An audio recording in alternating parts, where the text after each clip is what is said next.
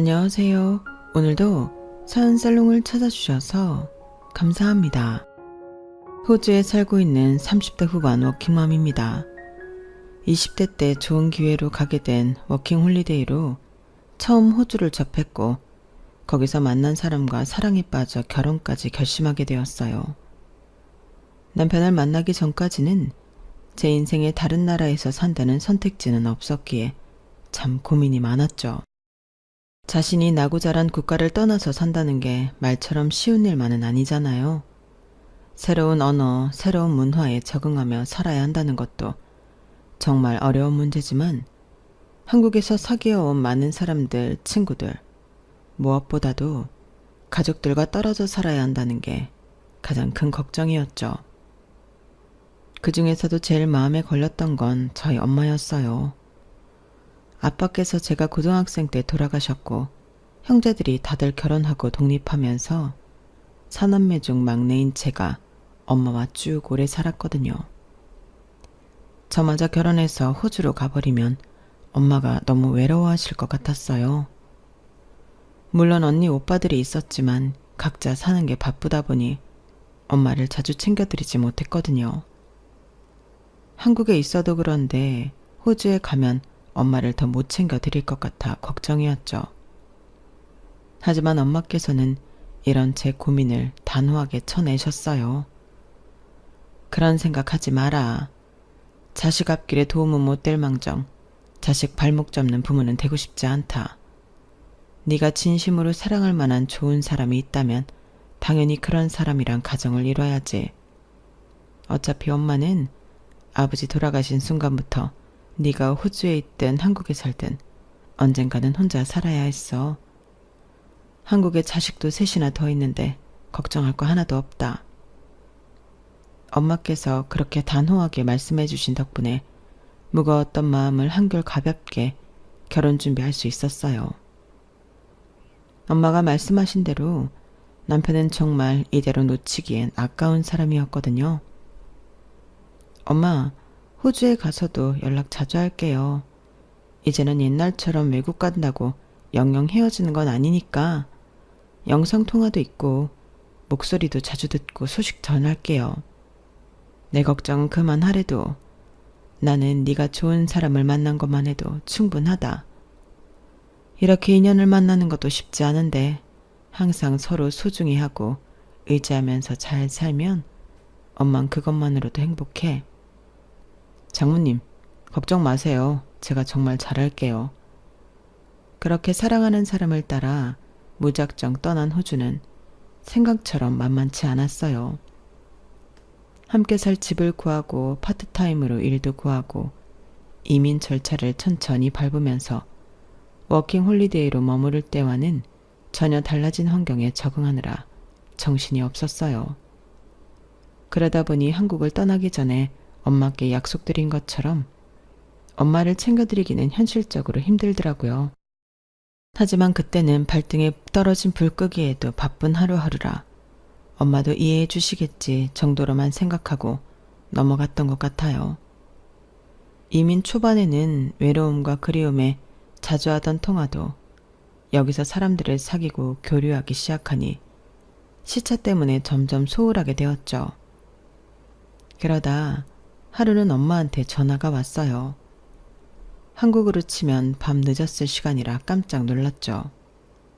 전화가 걸려온 시간도 그렇고 그동안 주로 제가 먼저 전화를 했지 엄마가 먼저 전화를 준 건 처음이었거든요. 엄마, 잘 지내시죠? 먼저 연락을 드렸어야 됐는데 나야 그럭저럭 지내지. 너야말로 잘 지내고 있냐? 네, 일도 적응했고 이제 영어 쓰는 것도 불편하지 않아요. 사람들도 많이 사귀어서 전처럼 외롭지도 않고요. 엄마는요? 엄마가 어떻게 지내는지 궁금한데 늙은이가 어떻게 살긴 그냥 좀 심심해도 견디면서 사는 거지. 근데 이 밤중에 웬일이에요? 원래 일찍 주무시잖아. 무슨 일을 안 줄 알고 놀랐어요. 무슨 일은 무슨. 그냥 오랜만에 네 목소리 듣고 싶어서 전화했다. 한국에도 자식이 셋이나 있지만 그 셋 다 합쳐도 나랑 제일 오래 산 우리 막내딸만 못해. 왜요? 언니랑 오빠들이 엄마 안 챙겨요? 내가 전화해서 잔소리 좀 할까? 됐어. 다들 사는 게 바빠서 그런데 나 적적하자고 그렇게 투정 부리면 쓰나. 그냥 네 생각나서 전화했어. 한국에 한번 가야 하는데 가족들 어떻게 지내는지도 보고 여름에 휴가 받으면 남편한테 말해서 같이 갈게요. 그래? 그럼 나야 너무 좋지. 아휴, 여름까지 또 어떻게 기다리니? 조금만 기다려봐요. 시간 금방 가. 나도 여기서 돈 좀 벌었으니까 들어가서 맛있는 거 많이 사드릴게. 비행기 잡으면 또 연락할게요. 건강하게 지내고 계세요. 진짜 별일은 없는 거지? 별일 없다니까. 내가 괜히 전화해서는 걱정되게 했나 보네. 아니야. 내가 한번 전화할 때가 됐는데 못해서 그런 거지. 그래도 엄마한테 먼저 전화 오니까 좋긴 하네. 그래, 기다릴 테니까 꼭 휴가 받으면 연락 줘. 그때만 해도 단순히 제가 보고 싶으셨나 보다 하고 넘어갔어요. 평소에 안 하시던 행동이라 뭔가 이상하다 싶긴 했어도 부모가 자식 보고 싶어. 전화했다는데 이상하게 생각할 건덕지 같은 건 없었죠. 그러고는 그 일을 잊고 지냈어요. 남편과 여름 휴가 일정을 조율하고 날짜가 딱 맞아떨어져 일주일 정도 긴 휴가를 보낼 수 있게 됐어요. 그동안 열심히 벌어 모아놓은 돈도 있어 한국 가는데 큰 부담이 없었죠. 휴가가 확정되자마자 기쁜 마음에 엄마께 전화를 드렸어요. 웬일이니? 웬일이긴 엄마. 나 7월 말에 휴가 일주일 정도 받았어. 한국에 다녀올 수 있을 것 같아. 한국? 너 지금 한국 아니니? 어? 엄마, 나 민선이야, 민선이. 막내. 언니랑 헷갈렸어? 그래, 민선이. 너 지금 어딘데? 어? 나 호주지. 엄마 왜 그래, 무섭게. 아, 막내. 그치, 호주지. 아유, 엄마가 윤선이랑 헷갈렸다. 미안. 둘이 목소리가 비슷하네. 근데 바쁘지 않아? 휴가라니까. 이번 여름에 휴가 받으면 엄마 보러 가기로 했잖아요. 순간 전화기 너머로 짧은 정적이 흘렀어요. 한마디 말도 주고받지 않았지만 마치 그런 적이 있었나 하는 느낌의 침묵이어서 순간 등골이 오싹하더라고요. 아, 그랬지? 맞다. 아우, 드디어 보네, 우리 막내딸. 안 본 지 오래돼서 엄마도 너무 보고 싶네. 그치? 엄마 기억하지? 나 엄마가 기억 못하는 줄 알고 깜짝 놀랐잖아요. 아니야, 기억을 못하긴. 우리 딸이 온다는데 어떻게 기억을 못해. 엄마가 요즘 정신이 없어서 깜빡깜빡해서 그래. 빨리 오면 좋겠다. 한 달만 기다리면 되는데 뭘. 곧 만나요, 엄마. 장모님, 건강하게 잘 계세요. 저희 곧 가요. 맛있는 거 많이 사드릴게요. 전화를 끊고 뭔가 알 수 없는 기분이 들더라고요. 옆에서 엄마와 전화를 듣고 있던 남편 역시 저랑 같은 생각이었어요. 여보, 엄마 좀 이상하지 않아? 나이 드셔서 깜빡하는 거야 원래 흔한 거라지만 이 정도는 아니셨는데? 그러게. 게다가 장모님 기억력 좋은 편이셨잖아. 이 정도로 기억 못하실 분은 아닌데. 그리고 휴가 얘기는 통화한 지 2주밖에 안 되지 않았어? 아, 너무 걱정되는데. 지금 호주에 있으니 뭘 어쩔 수도 없고. 당신 형제들한테 부탁해봐. 한국에 형제가 셋이나 있는데 뭐가 걱정이야. 가족이 이럴 때 좋은 거지. 그렇긴 한데 언니 오빠들은 몰랐나? 어떻게 외국에 있는 나보다 몰라. 같은 땅 산다고 자주 들여다보는 건 아니니까 한번 이야기해보는 건 어때? 알겠어. 남편은 좋게 말해줬지만 솔직히 제 머리로는 이해가 되지 않았어요. 아무리 같은 나라 산다고 해도 사는 동네가 다르고 지역이 다르니 그렇게 자주 못 본다는 건 알아도 어떻게 고작 가끔 주고받는 전화가 전부인 저보다 엄마의 변화를 눈치채지 못할 수 있는지요. 그래, 형제들이 모를 수도 있다 치자. 생각하다가도 그건 아닌 것 같다는 생각에 혹시 외국에 있는 내가 괜히 걱정할까봐 일부러 이야기 안 했나? 라는 생각으로 합리화하며 첫째 오빠한테 전화를 걸었어요. 오빠, 엄마 자주 찾아뵙고 있어? 응? 명절이나 어버이날에는 찾아뵙지. 그럴 때만 봐? 야, 그럼 내가 어떻게 틈틈이 가니? 나도 서울에 있고 애들도 있는데. 왜? 너 나한테 설마 왜 효도 안 하냐고 잔소리 하려고 전화한 거야? 아니, 그런 게 아니라 어제 엄마랑 통화했는데 엄마가 좀 이상한 것 같아. 연세가 들긴 했어도 또래분들에 비해 엄청 기억력도 좋고 총명하셨잖아. 그런데 2주 전에 나랑 나눈 통화를 기억을 못해. 그래? 근데 뭐 그럴 수도 있는 거 아니야? 그래도 어떻게 딸이 한국에 들어온다는 걸 기억을 못하셔. 자주 뵙는 것도 아니고 외국에 있는 딸이 온다는데 그리고 그때 엄청 좋아하셨단 말이야. 야, 너 너무 자의식 과잉 아니냐? 네가 그래봤자 자식 4명 중에 하나인데 당연히 기억 안 날 수도 있지. 엄마 원래 그래. 내가 간다 해도 셋째랑 착각하고 그러던데. 네가 외국에 오래 있어서 몰랐을 뿐이지 원래 종종 그러셨어. 그냥 나이 들어서 깜빡깜빡 하시는 것뿐이야. 네가 떨어져 있으니까 예민하게 반응하는 거지. 순간 엄마께서 저랑 둘째 언니를 헷갈려 했던 게 머릿속을 스치더라고요. 큰오빠랑 전화를 끊었어도 정말 괜찮은 걸까 하는 생각은 멈추지 않아서 둘째 언니랑도 통화를 했어요. 그나마 같은 딸이니 제 마음을 이해해 줄까 싶었거든요. 하지만 언니도 말이 안 통하기는 마찬가지였어요. 별것도 아닌 걸로 호들갑이야. 엄마도 여기 생활이 있는데 잠깐 까먹을 수도 있지 뭐. 너만 자식이니? 자식이 한둘 있는 것도 아니고 솔직히 외국 나간 자식 뭐 그렇게 관심 있겠어? 일부러 상처를 주려고 하는 듯한 말에 정말 크게 실망했어요. 아무도 엄마의 상태에 대해 귀 기울여주지 않으니 그냥 직접 나서는 수밖에 없었죠. 그렇게 매일 한국에 가는 날만 기다렸어요. 엄마와 둘이 살던 집에 도착했을 땐 왠지 눈물이 날 것 같더라고요. 저랑 살 때랑은 다르게 집안의 물건도 텅텅 비어있고 집에 먹을 것도 별로 없었어요. 아, 엄마, 밥은 잘 챙겨 드시는 거예요? 집이 왜 이렇게 휑해? 엄마 잘 먹고 있어. 걱정 말어. 이서방도 힘들었을 텐데 여기 와서 함께 과일이라도 깎아 먹게. 엄마께서는 우리가 온다고 수박을 사놓으셨다면서 냉장고로 가셨어요. 아우, 장모님, 제가 들어드릴게요. 무겁지 않으세요? 남편이 부랴부랴 일어나 수박을 들어드리려는데 엄마께서 갑자기 놀란 표정을 지으시더라고요. 자넨 누군가? 낯이 있기는 한데. 네? 장모님, 저예요. 저 못 알아보시겠어요? 아까까지 이서방이라고. 순간 거실은 정막에 휩싸였어요. 늘 마음속 한구석에 박혀있던 불안감이 현실이 되는 순간이었죠. 엄마, 우리 엄마 어쩌다 이렇게 기억력이 안 좋아졌어. 엄마 기억 누구보다 잘하는 사람이었잖아.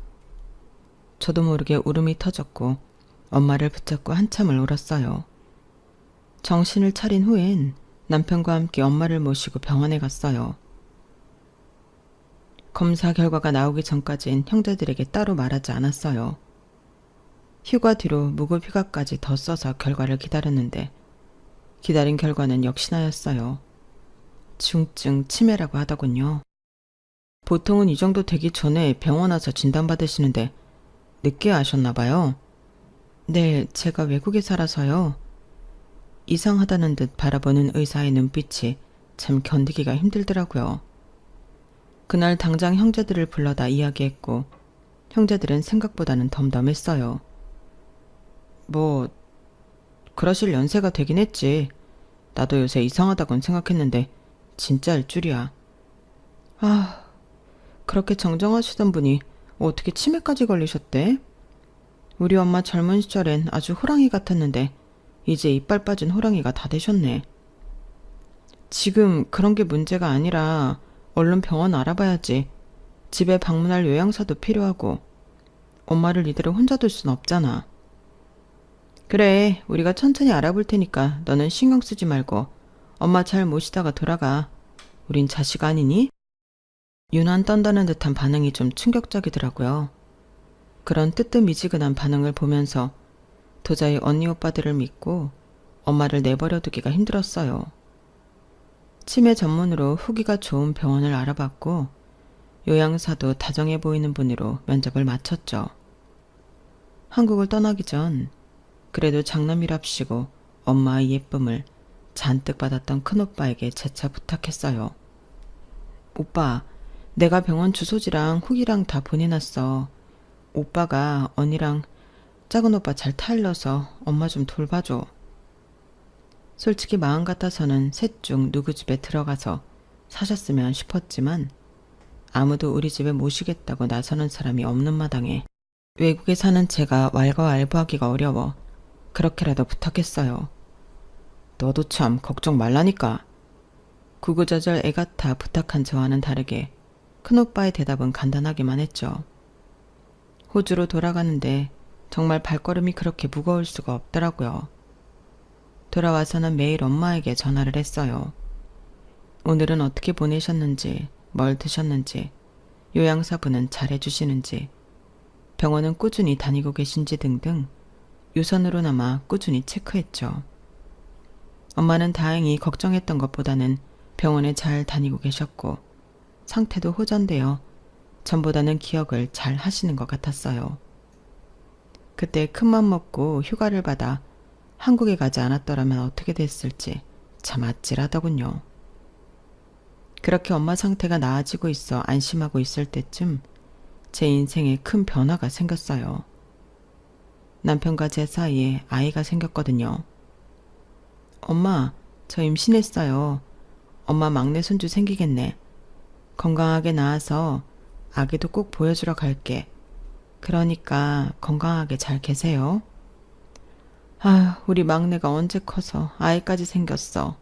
얼른 보고 싶네. 꼭 데리고 와. 임신했을 때까지만 해도 엄마랑 연락을 자주 했지만 막상 아이를 낳고 나니 엄마와 연락을 하기가 점점 힘들어지더라고요.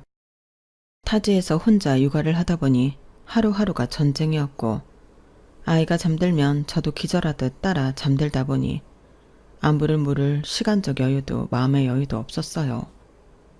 가끔 시간을 내서 연락을 해도 늘 지쳐있는 상태라 예전처럼 미주알 고주알 오랫동안 이야기를 나누기도 힘들어요. 아이가 어른이 자주 아프기도 하고 병원 다녀오고 아이 간호하다 보면 하루 이틀은 훌쩍 지나가 있더라고요. 엄마, 옛날처럼 자주 연락 못해서 미안해요. 아이 키우는 게 보통 일이 아니네. 나는 하나만 낳고 키워도 이렇게 힘든데 엄마는 우리 넷이나 어떻게 낳고 키웠어. 내가 요즘 자주 연락은 못해도 아이 볼 때마다 엄마 생각이 엄청 나요. 나 키워줘서 고마워, 엄마. 엄마가 나한테 해준 만큼 잘해주지 못해서 미안해요.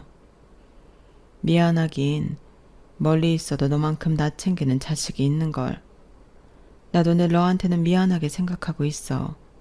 나중에 내가 어떻게 되더라도 내가 무조건 네 몫은 서운하지 않게 남겨놓을 거다. 아이, 무슨 말을 그렇게 해요. 어떻게 되긴 뭘 어떻게 돼. 엄마, 내가 우리 리아 데리고 갈 때까지는 건강하게 계셔야 돼. 그래야 막내 손녀딸 한번 안아보지. 그래, 노력해보마. 마치 마지막처럼 말씀하시는 엄마 때문에 괜히 기분이 이상해져 저도 모르게 눈물이 났어요.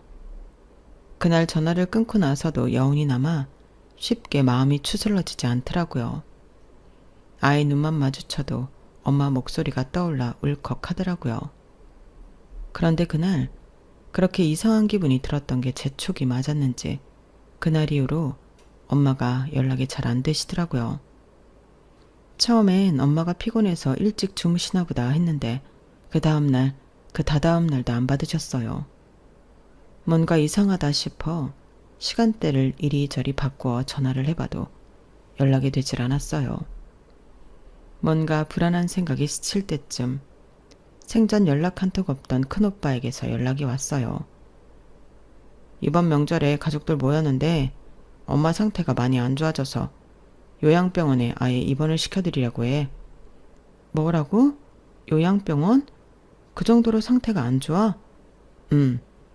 예전보다 말투도 어눌해지시고 며느리도 못 알아보시더라고. 그래도 입원하면 엄마가 많이 답답해 하실 텐데 얼마 전까지만 해도 나랑 전화는 멀쩡하게 하셨단 말이야. 어차피 혼자 계시느니 병원 가서 같이 환자들이랑 대화도 하고 돌봄 받으면서 지내시는 게 낫지. 정말 다른 방법은 없는 거야? 돌아가면서 모실 생각은 없어? 야, 너 진짜 웃긴다.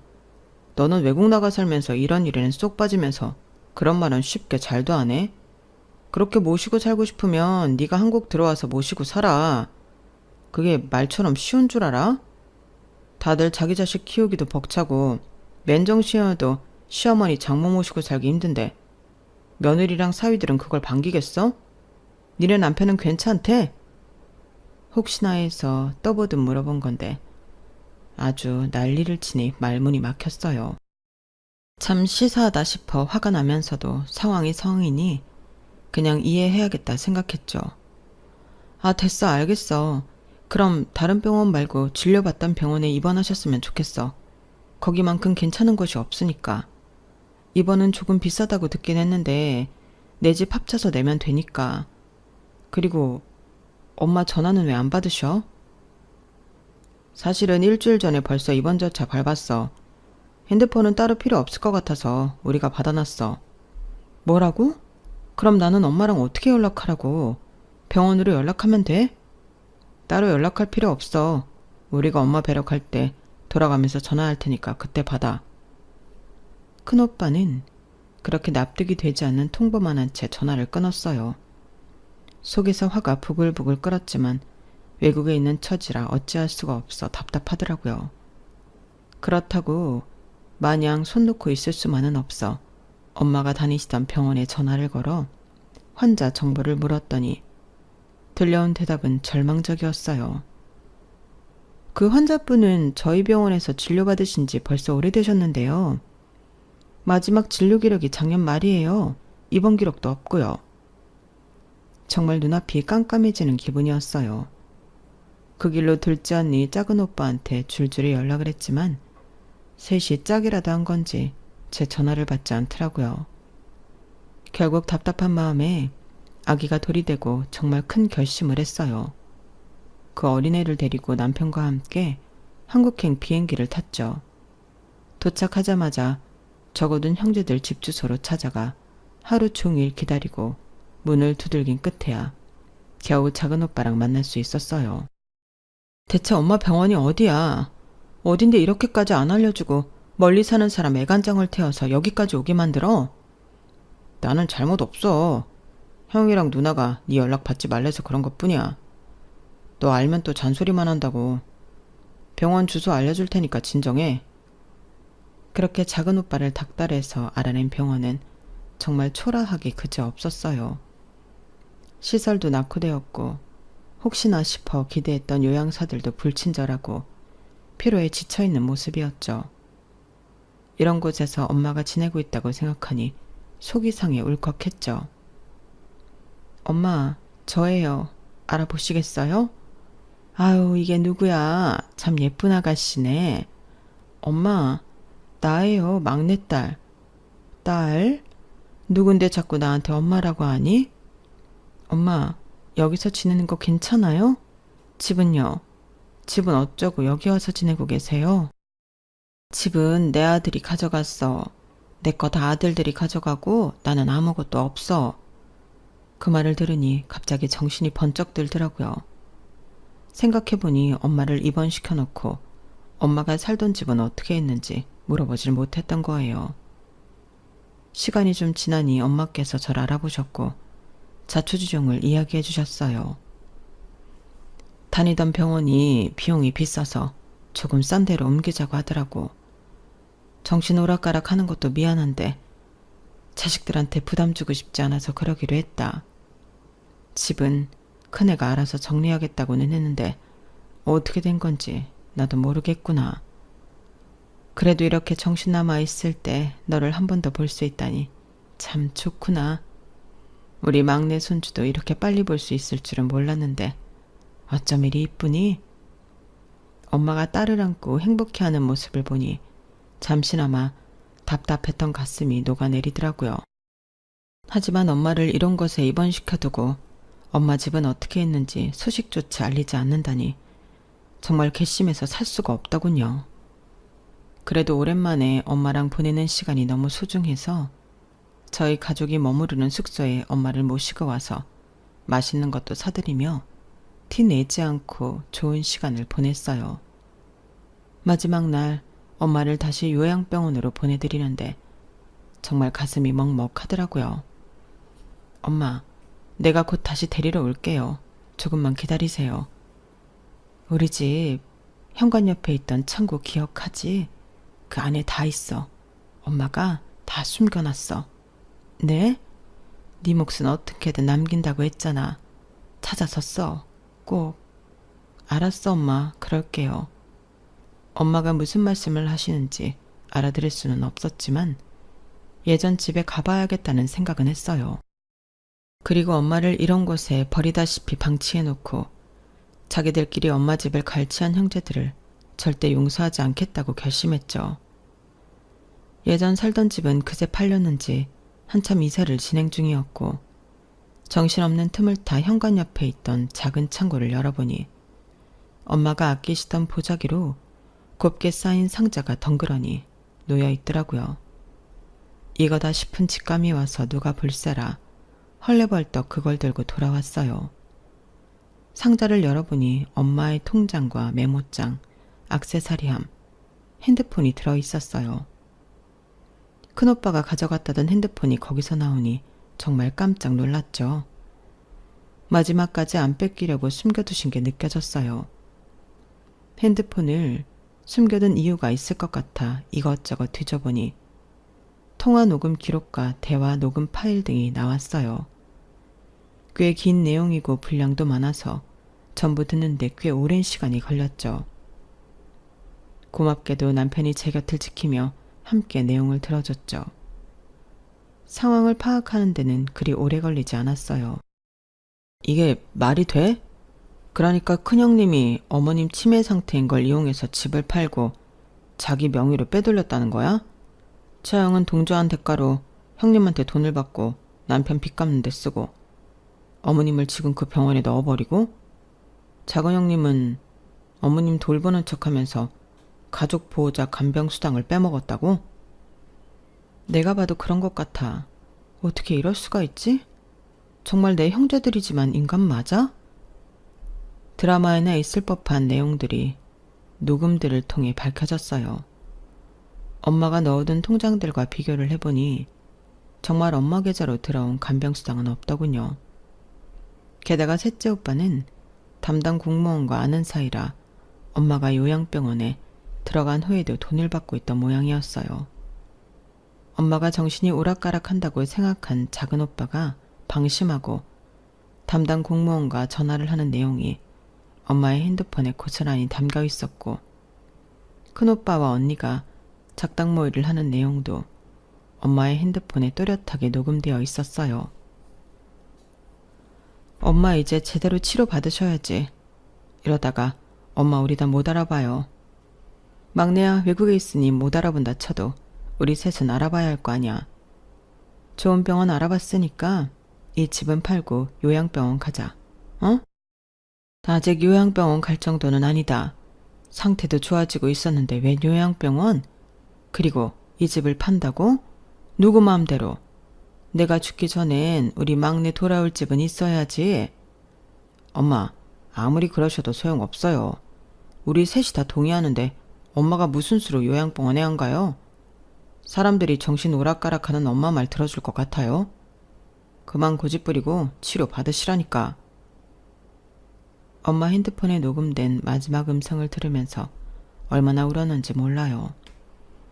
엄마가 얼마나 의지할 곳이 없었는지 고스란히 느껴지더라고요. 우선 복지수당을 횡령한 작은 오빠부터 복수하기로 시작했어요. 이건 기록도 남아있고 담당 공무원과 전화 내용도 녹음되어 있으니 확실히 걸 수 있을 것 같았거든요. 먼저 셋째 오빠와 접점이 있을 만한 담당 공무원을 찾는 것에 집중했어요. 찾아보니 그쪽 부서에 오빠와 중고등학교 동창이 동갑인 공무원이 있더라고요. 그리고 지자체에 감사 요청을 해서 수당 부정수급, 공문서 위조로 고발을 했어요. 이건 입금 내용도 확실하고 제가 고용했던 요양사를 통해 증언도 받을 수 있었어요. 다른 분들은 그래도 오며 가며 얼굴 비추시는데 수당을 대신 받으신다는 셋째 아드님은 통 보이질 않아서 돌봐드리고 있는데 애를 좀 먹었어요.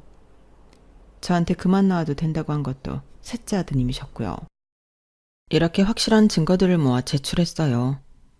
셋째 오빠가 저렇게 수당을 불법 가치하고 있었다는 사실을 깨닫고 나니 첫째 오빠랑 둘째 언니도 의심이 가더군요. 집은 내가 알아서 정리할 테니까 너는 신경 쓰지 마. 장남이라는 이유로 엄마의 동의도 없이 재산 정리를 주도하던 큰오빠도 과연 정말 투명하게 재산을 정리했을지 의문이더라고요. 그래서 등기부 등본을 떼서 집 매매 계약 날짜를 확인해 병원 진료 기록과 대조해보니 보호자 말에 의존적이며 날짜, 사람, 장소, 혼동 있음, 중요한 결정 시 단독 판단 어려움이라고 적혀 있더라고요.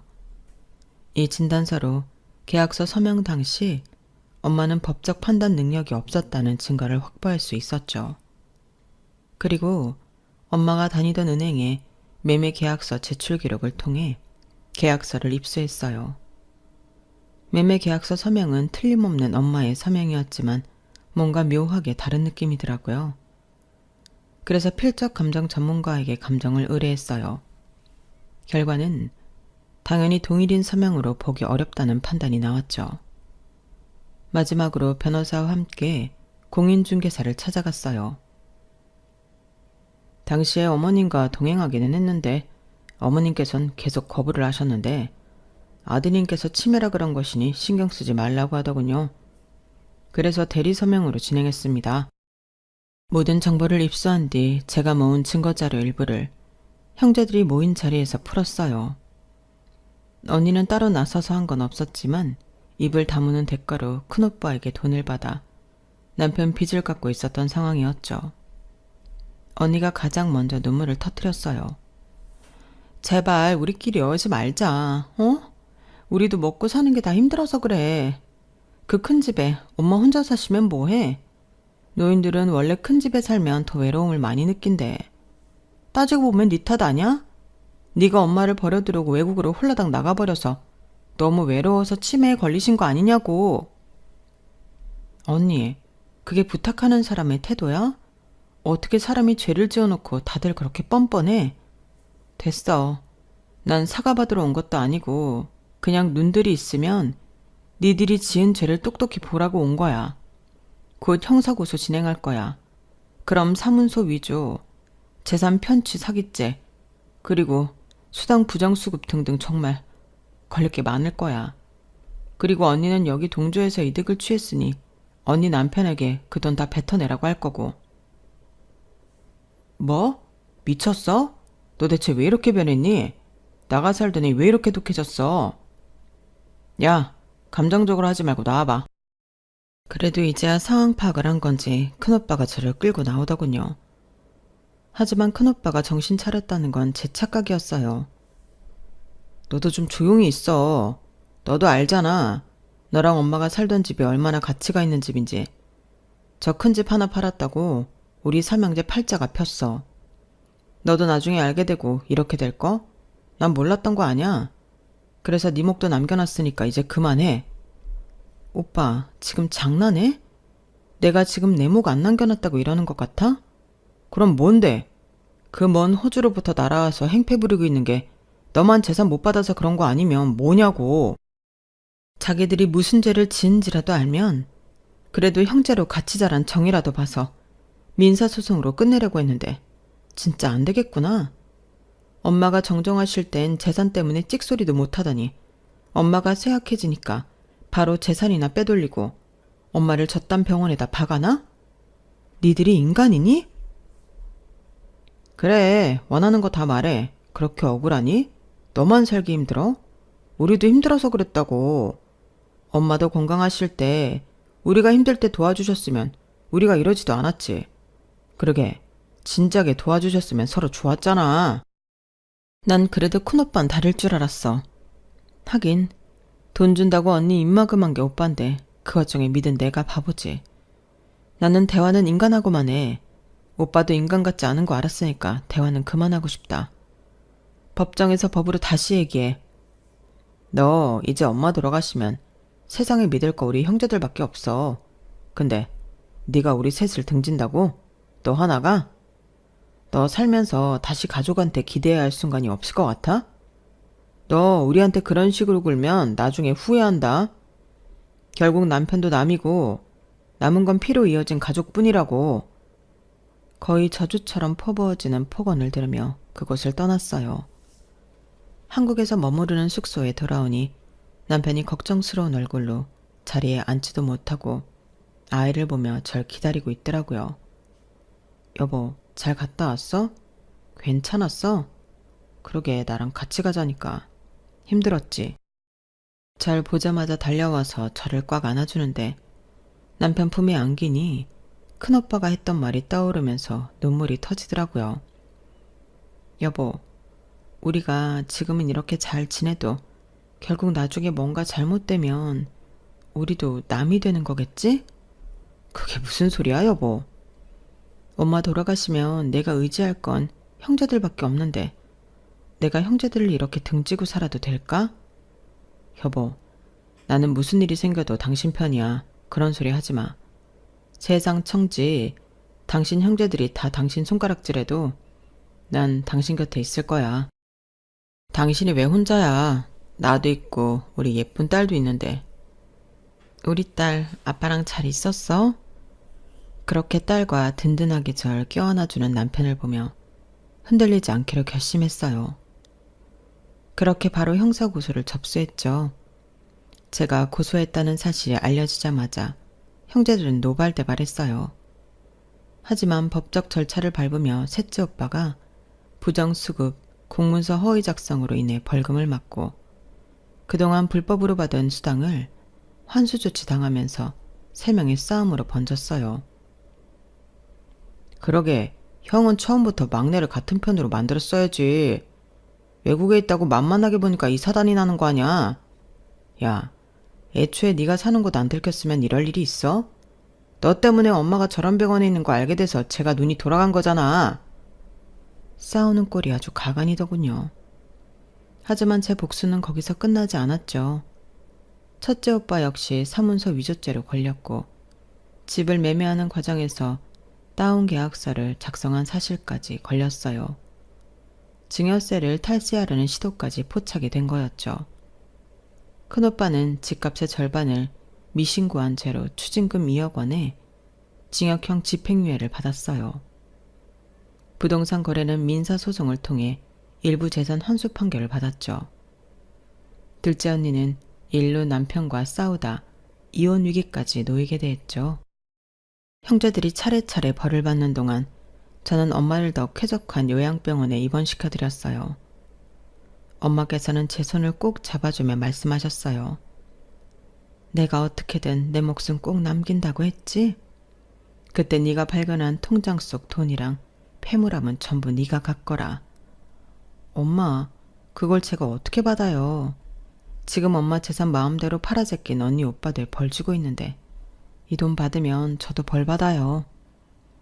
벌이 아니라 상이야, 상. 그 집은 내가 어떻게든 죽기 전까지 팔고 싶지 않았던 집인데 팔았으니 그런 거고 이 돈은 옛날부터 너 주려고 따로 모은 돈이다.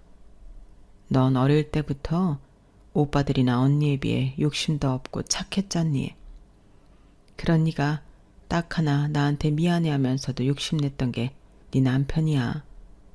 이번에 오래 머무르면서 지켜보니 정말 좋은 사람을 만난 것 같다구나.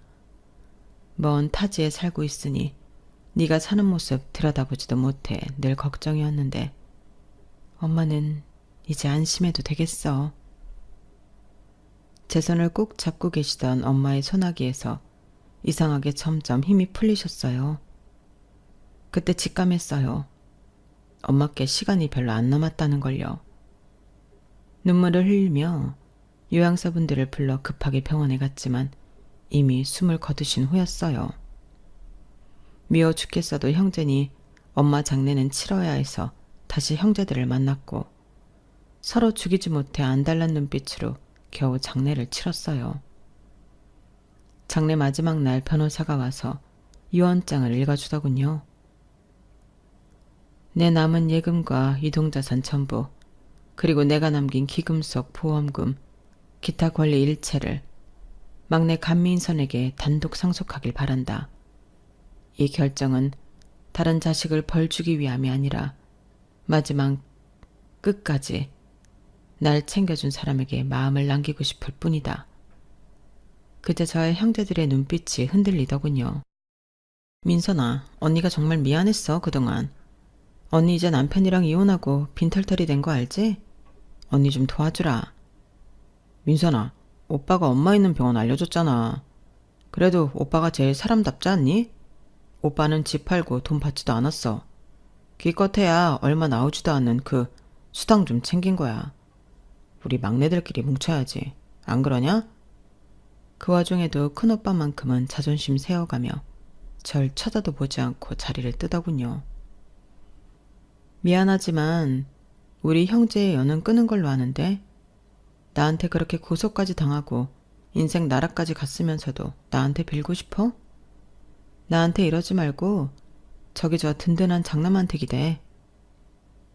그 말을 마지막으로 저는 홀가분한 마음으로 떠났어요. 다시는 이 지긋지긋한 형제들과 부딪힐 일 없고 사랑하는 제 진짜 가족들이 기다리는 호주로요. 제 이야기는 여기까지입니다. 가족이라는 게 정확히 무엇인지 여러분들은 이런 일 겪지 마시고 사랑하는 가족들과 항상 행복하셨으면 좋겠습니다. 여러분, 사연 댓글에 응원과 현명한 조언 부탁드려요. 좋아요와 구독은 저에게 큰 힘이 됩니다. 오늘도 좋은 일 가득하세요.